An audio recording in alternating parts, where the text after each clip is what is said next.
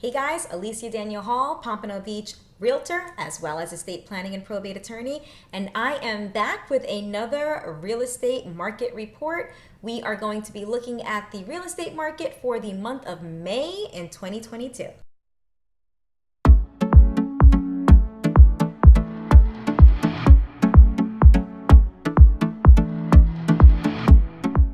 Welcome to my channel, and if this is your first time visiting my channel, please don't forget to like, comment, and subscribe. Also, click on that little bell so that you'll be notified as soon as I upload new videos about the Pompano Beach real estate market, as well as estate planning and probate. So first, we are going to talk a little bit about what's going on in the market. I'm sure you are well aware of the fact that the interest rates have gone up. Now, yes, this is going to impact buyers. If you are a buyer in this market, you're definitely going to be impacted by increased interest rates. And the number one way you're impacted is you now have less spending money, less buying power. And that's because as the interest rates go up, the principal that you are allowed to borrow against is obviously going to go down because there is a total budget that is factored in. And well, if one goes up, the other one has to go down. So a lot of buyers are getting hit a little bit because they're going to have to spend a little bit more over the life of their loan. And also some buyers are now going to have to look at properties that are a little bit less expensive than what they were hoping for. It is definitely still possible to get out there and purchase your dream home.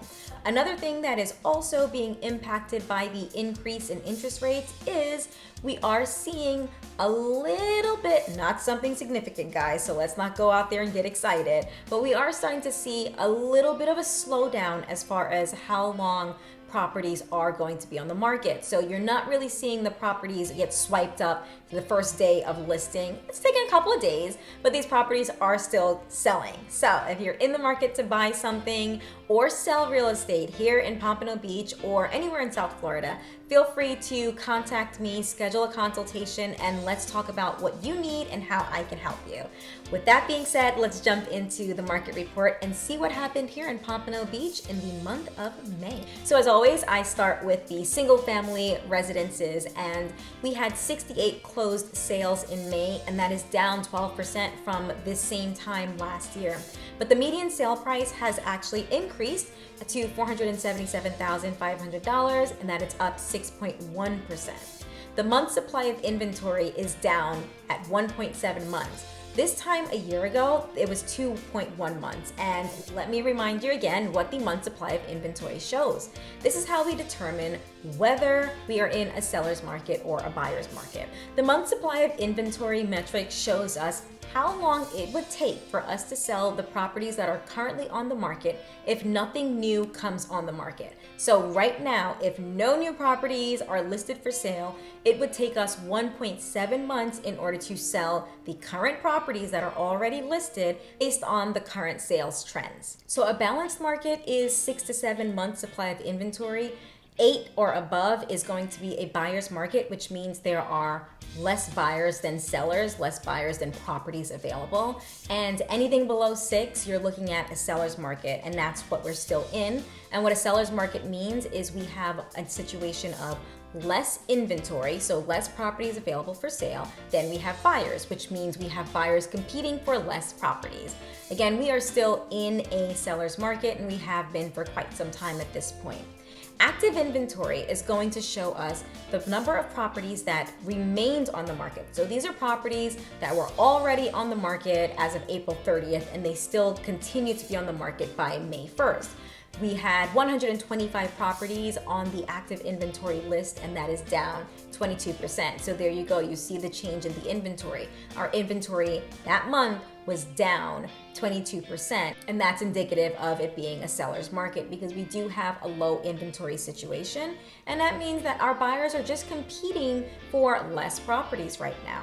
And then for new listings, we had 111 properties added to the MLS. That is down 7.5%. So even though we had 111 properties added, we're still low. We're still below what happened a year ago. And then for new pending sales, these are properties that went under contract in the month of May. There were 81 properties, also down 16%.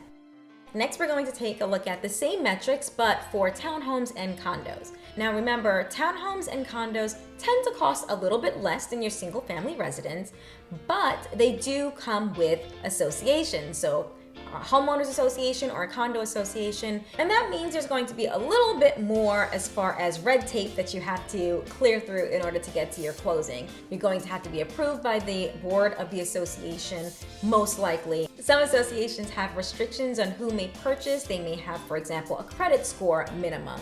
Also, associations do get to determine, sometimes, not always, what is a required down payment. So even though you might have, let's say, a 3.5% down payment that you're paying on an FHA loan, you may not be able to apply to move into a specific property simply because that association has decided that they want to require their owners to contribute more than 3.5%. They may ask for 5% or 10% or what have you. So that's just something to think about when you are, or if you are in the market to purchase a townhome or a condo.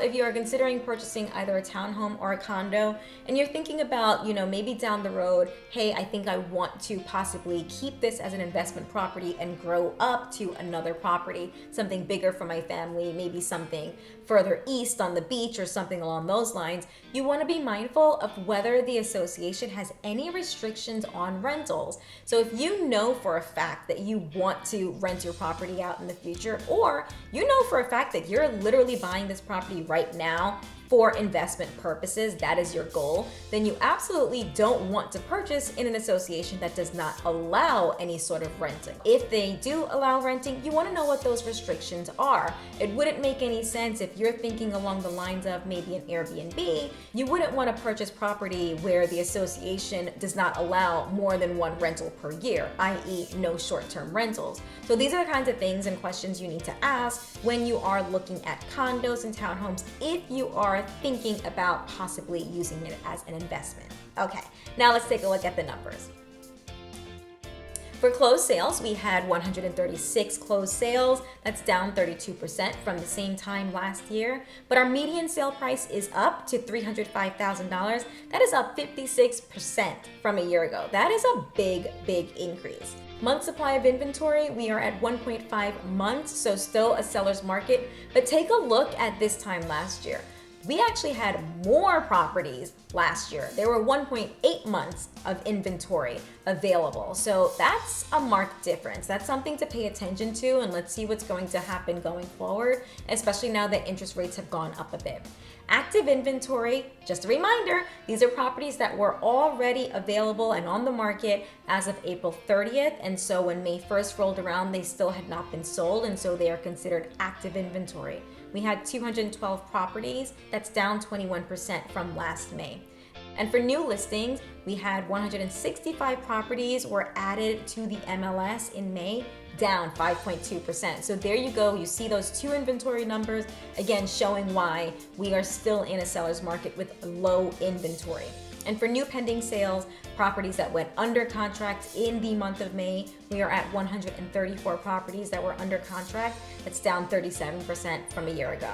So, hope this was helpful. If you have any questions about the real estate market for Pompano Beach, Florida, or if you would like me to provide you with a market report for another area down here in South Florida, please feel free to reach out to me. My contact information is below, as well as in the description box. And again, don't forget to like, comment, share, and subscribe. Oh, click on the bell so that you'll be notified as soon as I upload new videos about estate planning, probate, and/or real estate.